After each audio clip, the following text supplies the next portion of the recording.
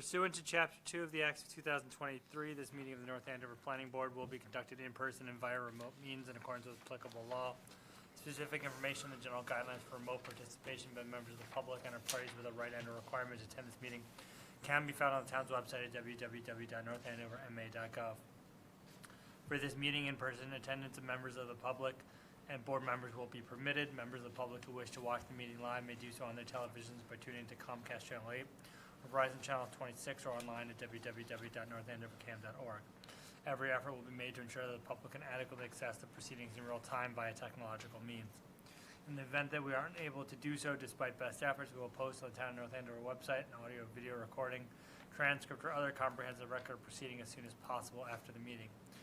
If members of the public would like to participate in the public hearing but not attend the meeting in person, please email your question or comment prior to or during the meeting to Jean Enright at JENRIGHT@northandoverma.gov. A question or comment will be read during the proceeding and responded to accordingly. All right, Jean, can you take roll, please? Kate Kelly. Here. Sean Kevin. Here. John Simons. Here. Eitan Gilbert. Yes. Peter Boynton. Aye. Chris Kasouris. Here. Okay. Continued public hearings, 335 Salem Street, JCE Property Development LLC.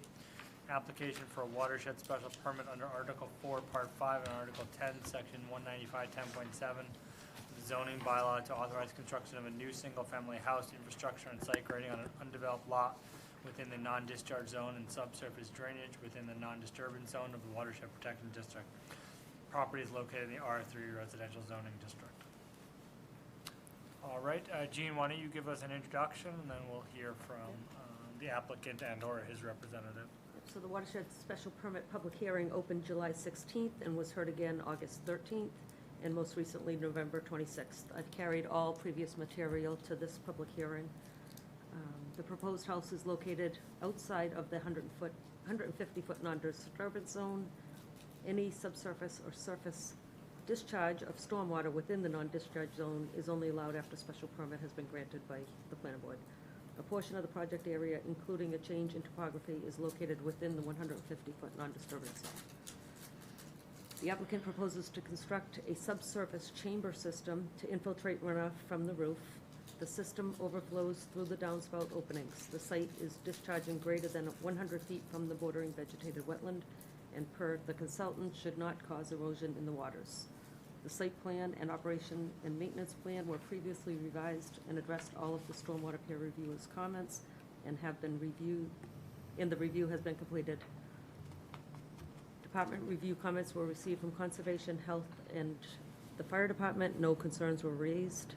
As a reminder, the board has requested the following condition be included in the draft decision, and that is a post-check on the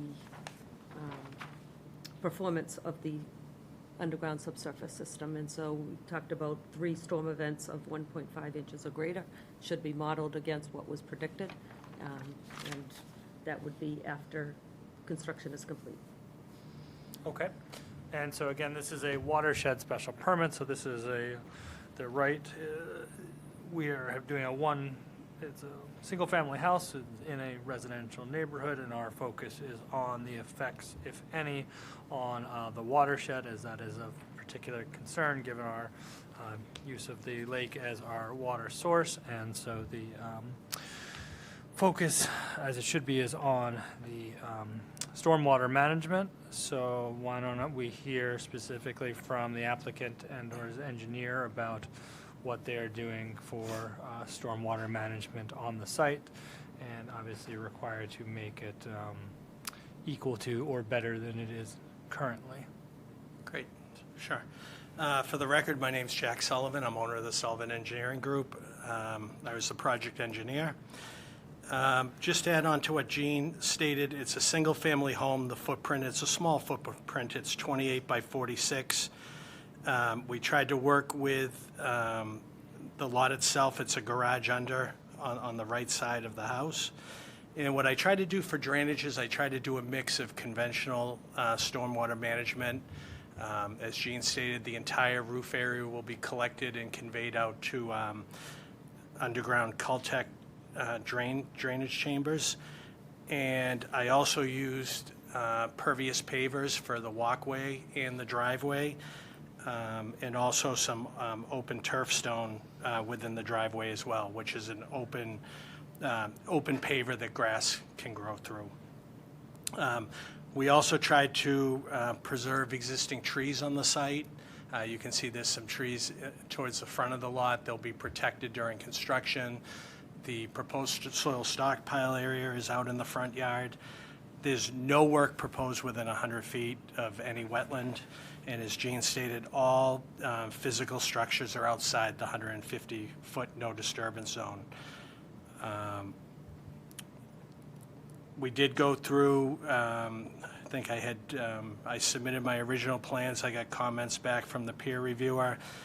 I made the changes that were requested, and then we received a letter from the peer reviewer that we met all the requirements as far as they could see for a watershed special permit. I did come in last week to meet with the board. They asked that we continue to this meeting so I could give a brief overview, and then if any members of the public had comments, we'd open it up to comments. So I think at this time I'll see if any members of if the board has questions, and if so, any members of the public have questions, then I'll try to answer them.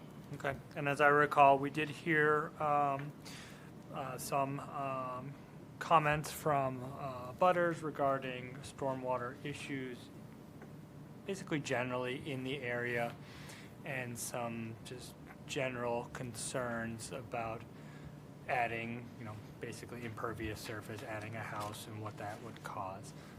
We did have this peer reviewed that led to changes which have satisfied their peer reviewer to the at least to the extent that they have indicated in our packet. One of the things we did ask for is the testing afterwards. Just a note on that, we somewhat separately, we just got recently back a decision regarding the Recplex complex, and I don't know if any of you guys had a chance to read the actual decision, but it was very favorable towards the board and especially in our procedures. And the one place that they found standing was in lighting, and one of the things that they said was that the judge said was that our use of the look-back period and testing period was one of the things that satisfied the judge that we did what we were required to protect the to protect the kind of the findings of the board and to confirm. So it was very positive about that. Look, I think that was the first time we did that. If I recall, that was the John or Peter or a combination thereof of your idea of trying to make sure that the results as indicated by the experts actually became what the results were in testing that. And we've done it many times since. And so this isn't lighting, but the idea of, okay, we've been told something, we've studied it, we've had our peer reviewer study it as well, but we're not just going to leave it to that, we're actually going to do some follow-up. So not only has that been found by a judge to be a sound practice, I think it's something that I think we've been trying to incorporate where we can, where it's not overly burdensome. Okay, does anyone have any questions or comments regarding this? Could you send around a link to that Yes. decision? Somebody? Yeah. I'll grab it. Thank you. Yep. As an attorney, I have access to a database that allows to go on. So I basically went on the court's database and looked at the. I should have sent it out. It's like 56 pages, I think. It's good. I really am. Really am. Okay. Any board questions, comments? No. Any comments that have come in online? No.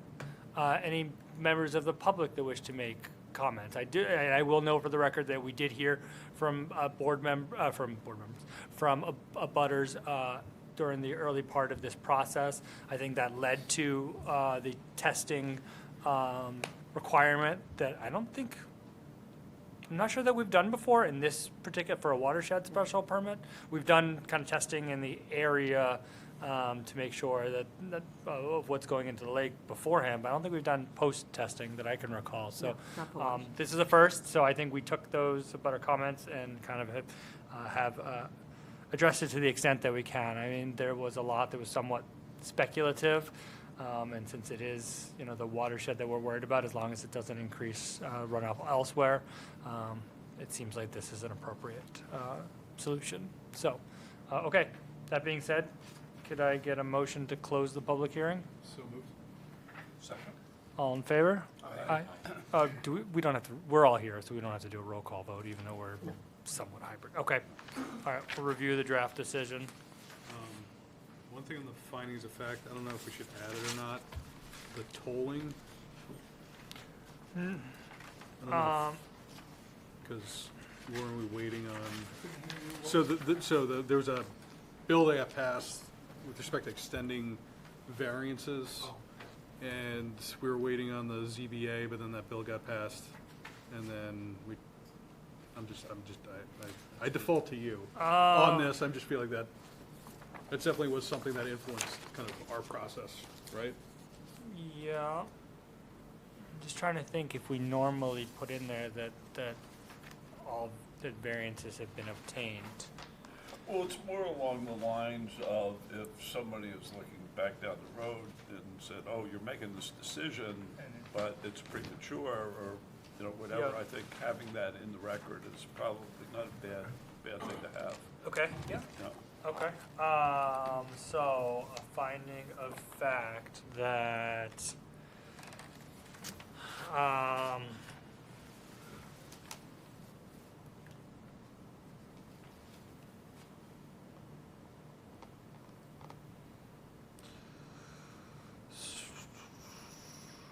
okay, so something along the lines of that there was a, question as to whether the variance obtained was it a variance or a special, it was a permit? It was a variance for contiguous buffalo area, so I'll cite the date of the variance. So whether and- it had lapsed, there was a question as to whether it had lapsed. The planning board process was paused for the applicant to return to the zoning board of appeals to either seek clarification or get a new permit. While that process before the zoning board of appeals was ongoing, a state law was passed tolling the time period for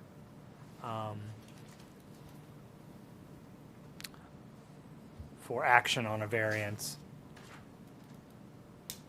thus negating the question. Something along those lines. If you can Yeah. write something up, and then I'll look at it and we'll add it in.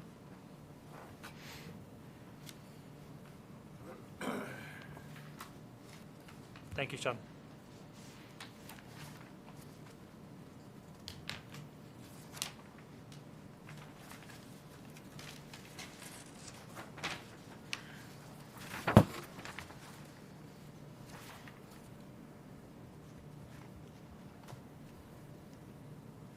So I have to update the dates reflected on the cover page to include November 26th and December 3rd, Okay. and the date of decision being December 3rd. And this doesn't need a land disturbance permit, correct? No. Okay.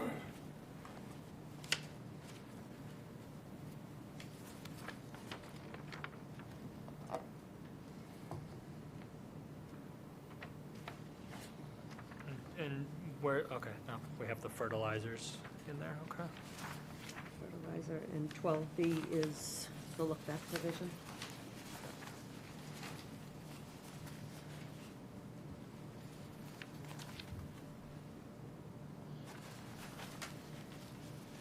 So when after those storms, that information will be provided to Eugene? Yep. Okay. Just, and please, and this is for the applicant, please be aware of condition 23, that there's conditions of a deed restriction which needs to be recorded regarding fertilizers and the types of, that are allowed to be used on the property. So I understand this is looking to be developed and probably sold to someone else, so that needs to be recorded, and that information needs to be presented to the buyer. It's not helpful for us to have that recorded and then not actually go to the person that's going to be living at the house. Okay. Any other comments? All right, can I get a motion to approve the watershed special permit for 335 Salem Street? So moved and as amended. As amended, thank you. Second? All in favor? Aye. Okay, that's approved. Thank you. 1250 Osgood Street, application for limited site plan review, special permit, and site plan review and parking special permit under Article 8 supplemental regulations, Part 3 site plan review, Article 8 limited site plan review, Article 8 parking special permit, Article 10 administration, 195-10.7 of the North Andover zoning bylaw. The applicant proposes raising of existing buildings and related improvements and the redevelopment of the property into a 2-3-story building of approximately 21,145 square feet. New building to be used for childcare facility and associated players, along with medical office uses and other uses as may be allowed under the zoning bylaw. Property is located in the I-2 zoning district.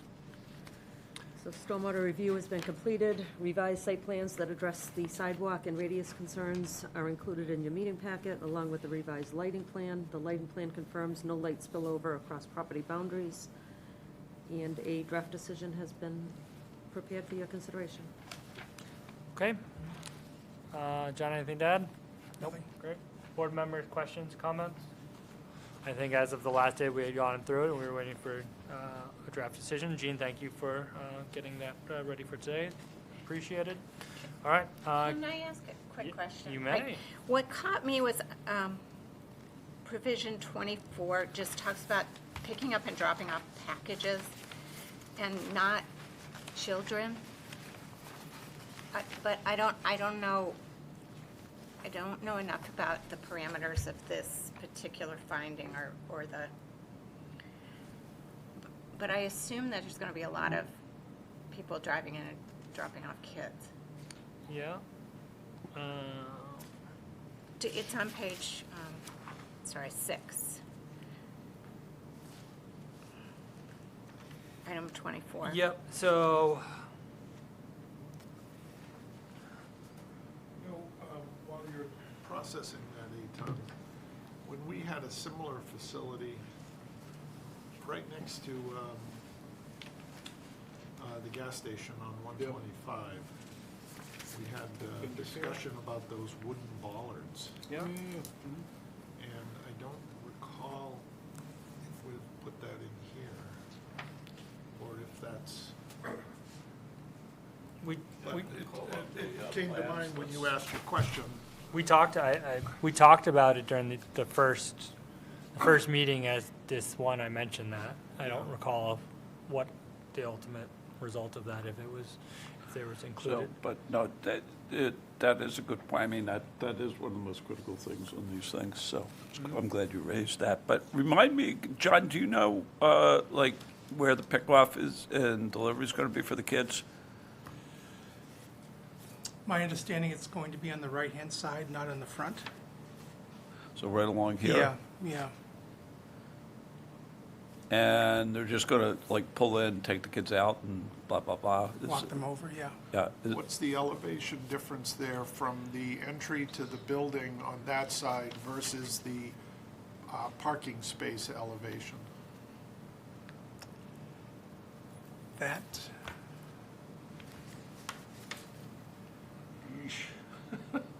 I would hope it's not going to be very much of a difference, right? Well, you'd hope it wouldn't be, but, This topo is 152 right here, and 154 here, yeah, 2 feet.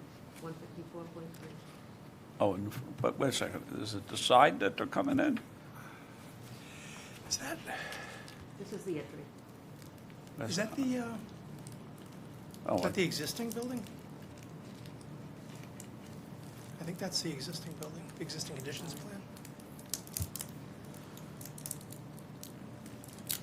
Yeah, Yes. So, Yeah, there's proposed bollards. That's the right spot. you see that? Yeah, it's on the right, so it's on the right, Gene, in between fence and retaining wall, on the right. Right there? oh yeah, it says proposed bollard. Yeah, I just don't know where it's pointing. Looks like it's pointing at the playground. And the playground's fenced too, also. Yeah. So it's pointing right to here as a bollard.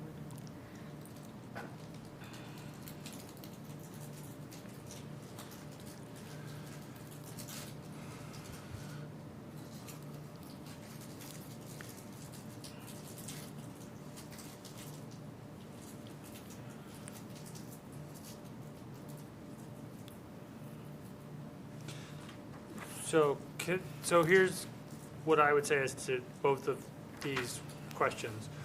One, to Kate's, the criteria that are listed in 22 through 29 are not specific for this particular project. They're specific to the Dover Amendment. So those are the criteria that we're allowed to consider under the Dover Amendment. So that's why it talks about parking and loading spaces rather than, it doesn't necessarily super apply to this situation. But we do have a condition for 35, the applicant shall provide the planning department a final signed long-term operations and maintenance plan. So maybe we can add to that there should be a pickup drop-off plan that should be submitted as part of that maintenance plan. That way we know that they've done it. I think for EEC licensure, they probably have to do it anyway.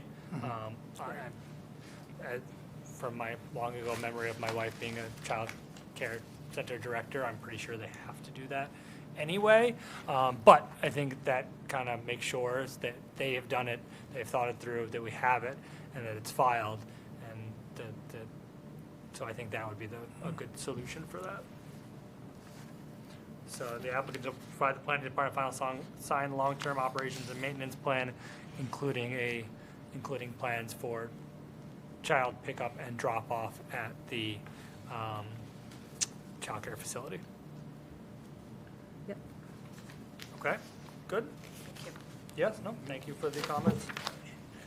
Okay, so before we go through anything further, before we close the public hearing. Okay, can we get a motion to close the public hearing as at 12:50? I'm sorry, actually, any public comment? I see none. Gene, any comments that have come in? Can we get a motion to close the public hearing? So moved. Second. All in favor? Aye. Okay.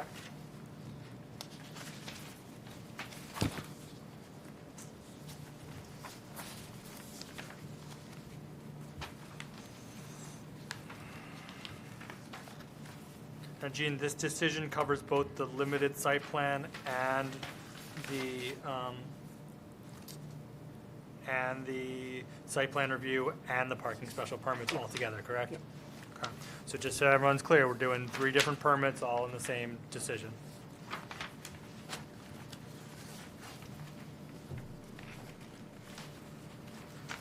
Um, 32, is that supposed to be windows? 32? Yeah, number- Windrows. Windrows? Rows. Hold on. What word is that supposed to be? It's in Is the, that an actual word? That's an old farming term. yes. Okay, I'm not When the hay familiar was with, in a row, and you would rake it out. okay, It's in the TEC review. it is, okay. I'm not familiar with that word. Okay, I'm gonna look that up while we continue. Looks at it every day, That's yeah. why I have a, that's why I have a green thumb, I guess. Or lack thereof. Windrows definition. A long line of raked hay or sheaves of grain laid out to dry in the wind. Snow windrows. The more you know. I go home and tell my kids to make some snow windrows when it snows. No, we're not making snowmen anymore. We're making windrows.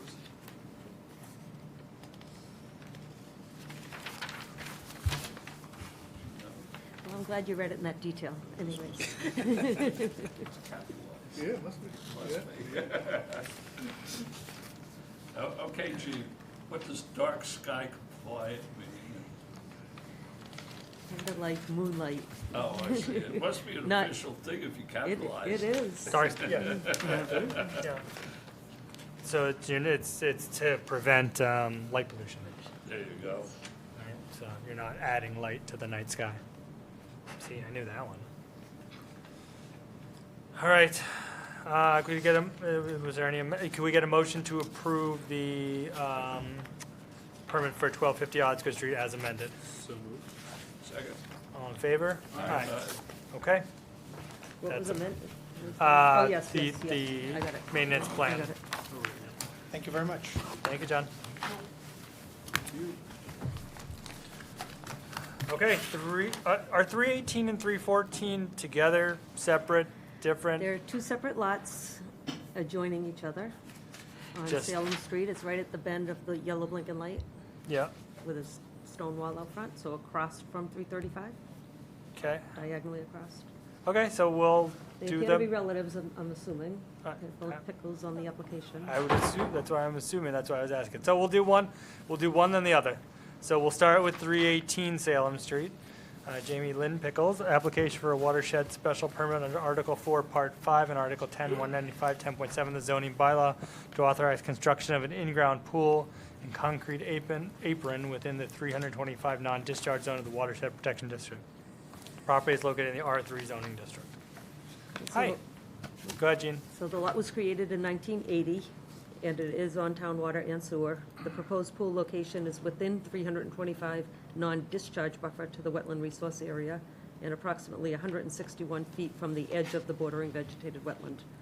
The project involves construction of a 15 by 32-foot in-ground pool with a 4-foot concrete apron located in the rear of the existing house. And so to orientate you, Salem Street is to the front of the house, and Appleton Street is to the side of the house. So this is 318, and 314 sits behind it. Stormwater management for the site is proposed by the conveyance of all runoff from the pool area into a 2-foot wide stone infiltration trench at a depth of 2 feet. During construction, the perimeter of the work will be protected with staked erosion control barrier to prevent migration of sediment from the site until final stabilization. Stormwater peer review was conducted by Hosley Witten, and all concerns have been addressed. Specifically, the erosion control barrier has been extended, a construction entrance and stockpile area have been added to the plan, and a maintenance log has been added to the operation and maintenance plan. And so- Okay. Why don't you introduce yourselves and tell us what you want to? Yeah, hi, my name is Jamie Lynn Pickles. I'm the homeowner at 318 Salem Street. The house was built in 1957 by my great uncle. I'm the third generation to own the home. I'm a school teacher, high school teacher, and I'm just looking to spend more time in my home. Historically, I would have rented a beach house in another town over the summer. I'm looking to lay down roots in the town of North Andover. I'm looking to spend my summers here now and stay in town and support small businesses and enjoy my home. I'm single. My father lives with me, and my brother and his girlfriend are in the property at 314. And I'm just looking to further enjoy my property and enjoy the town of North Andover. I've lived in town for 15 years. Prior to that, I actually served on the board at St. Michael's School. I went to St. Michael's School, went to Merrimack College, so even if I wasn't living in town, I've always been active in the town of North Andover. And I'm really just looking forward to, again, enjoying my property with a swimming pool. What with is me- that? Is that grass there now?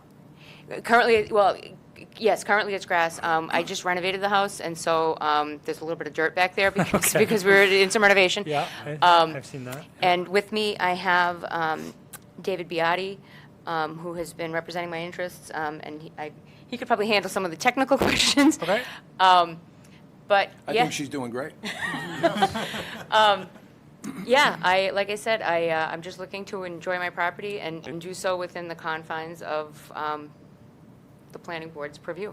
Mind if I ask what you teach at the high school? I teach business. It's a vocational high school, and I chair the business technology department. So we teach students how to use computer applications like Microsoft Word and Excel and PowerPoint. We teach marketing and management. I'm the Decker advisor, so I'm taking students all over the place competing in business competitions. Great, thank you. Yeah, for sure. What can you tell us? So the hearing we had two before this, neighbors or across the street. Yeah. Have you had any experiences with issues with water from surrounding area coming onto the property? No, so going back, like I said, my great uncle built the house in 57. And I want to say that in the 60, almost 70 years, I think he passed away in 06, and he had said they'd only gotten water, I think, once, and that was in the 70s, prior to there being any town sewage on Salem Street. We recently tied into town sewage in 2023. And when we did the renovation, our house is now like watertight for any type of water coming in. Okay. But historically, knock on wood, never had any water problems or issues like that at that property. Great. David? Hi, David Beati with PFS Land Surveying. The location of the brook sits probably 10 to 12 feet below the grade where the proposed pool is to be located. So it was bone dry, I believe, most of the summer. It would be a tremendous storm if any stormwater would rise above the banks and up the slope and affect this particular piece of property, or 314 for that matter. Are you talking about the brook that goes through Ridgewood? Ridgewood. The Cemetery. across the street, yeah. Yes. Okay, Yeah, it thank comes across the street. Anyhow, I was out there 3 or 4 times this summer surveying Jamie Lynn's property for a certified plot plan that she needed for an additional permit, I believe, for the construction. Yes. Some pretty warm days, and we could certainly use a swimming pool out there if we're going to do any more work for her. But I'd be happy to answer any questions for you here. We've quite over-designed the amount of stormwater that we're looking to mitigate here, but I believe that we want to rest any fears for the town that anything's going to be conveyed from this pool area or the pool itself across the backyard and certainly down and into this brook. Gene, just a couple questions quickly. You did say at the beginning that this was peer-reviewed Yeah. and passed muster, no issues. Yeah. It doesn't look like there was probably a whole lot to begin with there, right? There wasn't. Yeah, The- okay. It was extending the erosion control, adding a stockpile and adding erosion control around it, and a construction entrance. And you were satisfied that the operation and maintenance plan is according to our best practices and stuff? Yep, it's just a stone trench, so periodically making sure it's cleared of debris. It's the filter system, it has its own maintenance system. We have a lot of really good templates, to be honest, for in-ground pools since COVID.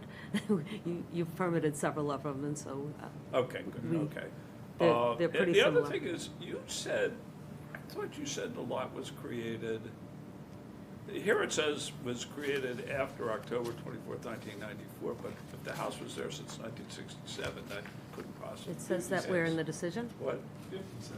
57, yeah. Mullio. Yeah, Mullio was my uncle.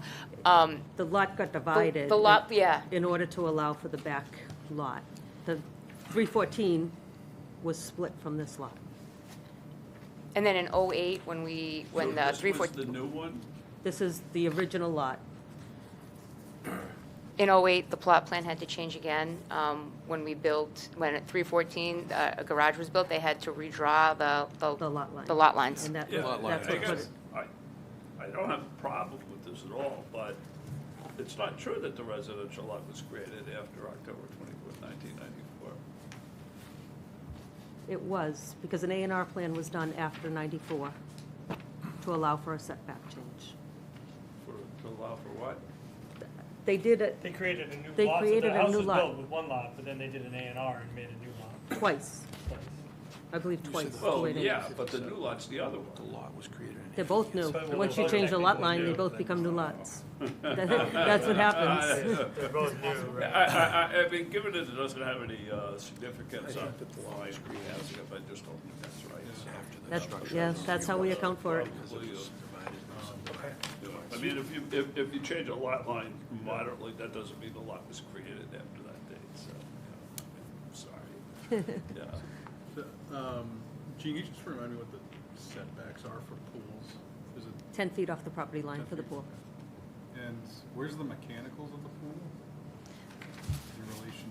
the mechanical for the pool is, it's gonna be, I'm pointing like, see where the proposed pool is? Look at the Yep. upper right-hand quadrant. And then I need, like, kind of look up in that corner, Yep. up a little more, tight up against the house right there. Got it, okay, cool. Okay. All right. Where the existing patio is. Yeah. I just remind you, as I did the Good to know. prior person on Salem Street, that you have to incorporate a deed restriction with a copy of the deed restriction. Fertilizers are limited to those which are either organic or slow-release nitrogen and phosphorus-free. Use of coal tar-based pavement sealants is prohibited. Okay, so explain that. It's just basically just what chemicals you can and fertilizers you can use. Just because the stormwater looks like it's doing a great job of preventing the water, but if you're putting stuff into the ground, that in a much slower fashion also still goes down towards the water, so we just want to be careful with what we put in the ground too, okay? And in your case, I think you're about 600 feet from the stream. So the stream is like an express lane into the lake. So even though it seems like you're not very close to the lake, you are by extension with that stream. Sure. So anything you put in the ground that migrates to the stream, it's in the lake. Okay, And I know it's bone dry this summer, everything's bone dry this summer, but it's not always that way. Right, right. any public comments? That's gentleman in the back really wants to say something. That's my father. I know. I figured. All right, so, any comments that have come in? No. Okay, can we get a motion to close the public hearing at 318 Salem Street? So moved. Second. All in favor? Aye. Okay, the public hearing is now closed. We're gonna issue a decision.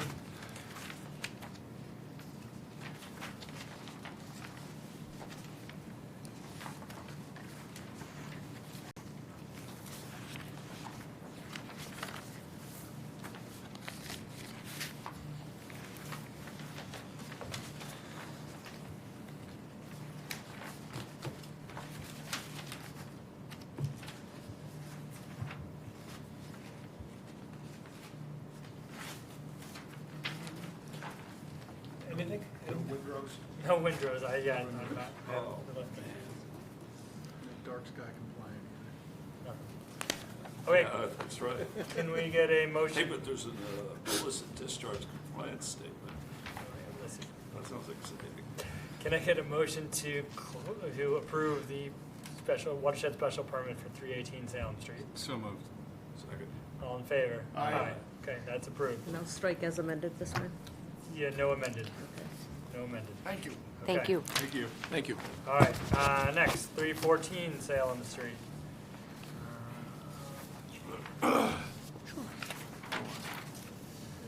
David Pickles, request for waiver of a watershed special permit to allow for the construction of a 6 by 6XX by 30-foot farmer's porch primarily within the non-discharge zone, however, small portion is located within the non-disturbance zone. Okay? Gene, why don't you tell us what we have here? So the land disturbance consists of installation of 5 concrete footings. A wetland resource area exists, it's the same one. At the west corner of the parcel, northwest of the proposed work.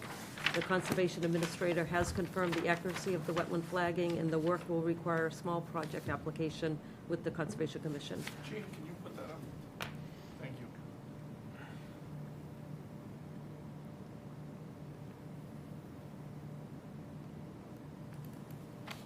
I'm opening this because I want to show it, but.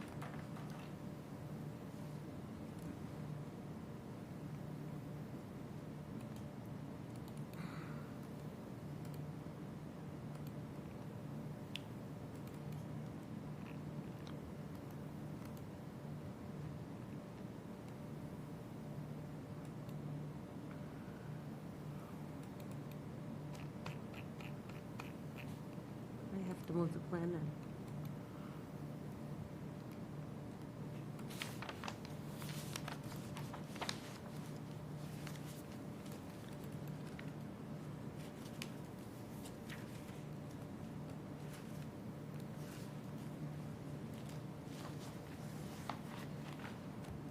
we see the picture too?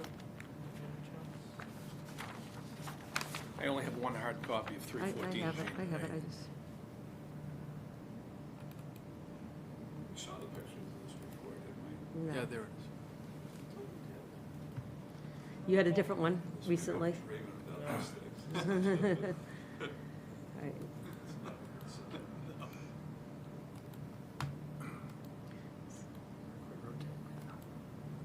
Oh, that looks good. Yeah.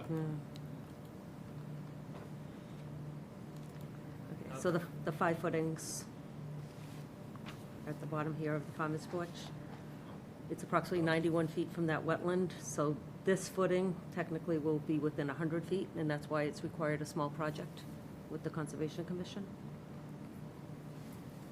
So is that door, window, window? Is that what that is? Yes. Is that, and do those already all exist? Do we know? The only addition is the farmer's porch. Just the barn, right. So right now it just goes out into the Yes. yard. Yeah, that's the existing facade. Okay. Okay, so stormwater management consists of the conveyance of all the roof runoff from the proposed rooftop into a 2-foot diameter leaching catch basin. At a depth of 2 feet, the basin will be encased in 12-inch width of clean crushed stone and wrapped in filter fabric. Erosion control will be at the perimeter of the work during construction. John Bojasi, the town engineer, has peer-reviewed the stormwater management design and found it acceptable. There's also an operation and maintenance plan included in the meeting packet. So Okay. again, here's the distance to that same wetland. It's 90.9 feet. When the application originally came in, it was just over 99 feet, but as I said, the Conservation Administrator went out and verified the wetland flagging, and she did make some adjustments, so it's down to 90.9 feet to that corner footing. I think it was 99 to the center of the perceived center of the brook, without any flagging back then. Okay. Any questions, comments? Seems pretty innocuous. Okay. Can we get a motion to approve the waiver of a watershed special permit? All in favor? Aye. Okay, that's approved. And that was Sean and John? All right. Thank you for coming in with good designs. That makes our job a lot easier when you, as you said, you overreach to do a good, to make sure that Sure. it's I live in compliant. North Andover, and I like the water. Good. Thank you. All right. It tastes very good here. We'll Okay. Keep it that way. All Thank right. you very much. Thank you. Okay, Stone Cleave Road lots, first right of refusal. John, any update? Yeah, I was only interested in this from a process point of view, Yeah. so that we do the same thing every time. So I reached out to all the groups who might have an interest in the property, and nobody expressed an interest, which I'm pretty sure they wouldn't have, because the property is, it's not connected to any other open space, it's wet, it's sloped, it's not a part of the Trails Network, so there's no reason, nobody really has an interest in it. So I think we're well within our bounds to waive To not- our right of first refusal. Okay. Gene, the only thing I'd ask is, in the note that we send back, is to just sort of summarize the reasons why and the process we went through. Yep. Okay, so take a vote to planning board's suggestion of not taking the right of, Yes, recommendation to the select board to waive our right of first refusal. Yeah, okay? I will make that motion. And I will second. All in favor? Aye. Okay. Yeah. All right, Affordable Homes Act, Gene, no draft guidance yet, right? Nope. So then I think we just hold that until next time, or until guidance. We'll just say, let's just hold it for now. Hey, Tom, Yes. you Yep. mentioned at the last meeting that you and, I think Gene went to the select board meeting, Yep. and I know you talked about it, but can you just summarize? Yeah, so again? it was just that so we went through the bylaw. They had questions about the bylaw in general. We talked about that. The main reason we were going was to kind of get their feel about family suites.